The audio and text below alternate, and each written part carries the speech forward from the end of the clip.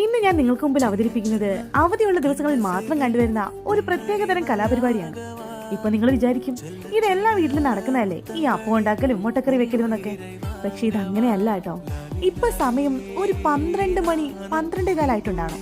ഈ സമയത്ത് ഞാൻ സമയം നോക്കിയില്ല. പക്ഷെ ഇതെല്ലാം പ്രിപ്പയർ ആയി കഴിഞ്ഞിട്ടുള്ള ടൈം ഞാൻ കൃത്യമായിട്ട് കാണിച്ചു തരാം കേട്ടോ. ഈ അവധിയുള്ള സമയങ്ങളിൽ മാത്രം എന്താണോ ഓൾമോസ്റ്റ് ഇവിടെയുള്ള എല്ലാ വീടുകളും ഇങ്ങനെ ആയിരിക്കും എന്ന് ഞാൻ വിശ്വസിക്കുന്നു. അങ്ങനെ അല്ലാത്തവരുണ്ടെങ്കിൽ ദയവായി ക്ഷമിച്ചേക്കണം കേട്ടോ. എണ്ണിക്കുന്നത് തന്നെ ഒരു 10-12 മണിയാകുമ്പോഴായിരിക്കും, കുറഞ്ഞത് ഒരു 11:30 കിടക്കുന്നതും 12 മണിക്കൊക്കെ തന്നെ. ഇന്നപ്പോ എണ്ണീറ്റപ്പോ സമയം ഒരു 11-11:45 12 മണിയായെന്ന് വിചാരിച്ചോളൂ. വന്ന ഉടനെ തുടങ്ങിയതാണ് ഈ ഫുഡ് ഉണ്ടാക്കല്. മാത്രല്ല എത്ര ക്ഷീണിച്ച് ടയേർഡായിട്ട് വരുന്ന ഹസ്ബൻഡുമാരാണെങ്കിൽ പോലും നമ്മളെ സപ്പോർട്ട് ചെയ്യും കേട്ടോ എല്ലാ കാര്യത്തിനും. കാലച്ചേട്ടൻ പാവം 2 ദിവസത്തെ അവധിക്കാണ് വരുന്നതെങ്കിലും എല്ലാത്തിനും എന്നെ സഹായിക്കും. അച്ഛന്റെ കൂടെ ഇരുന്ന് കഴിക്കാനാണ് മോൾക്കും ഇഷ്ടം. ഇനി സമയം നോക്കിയേ.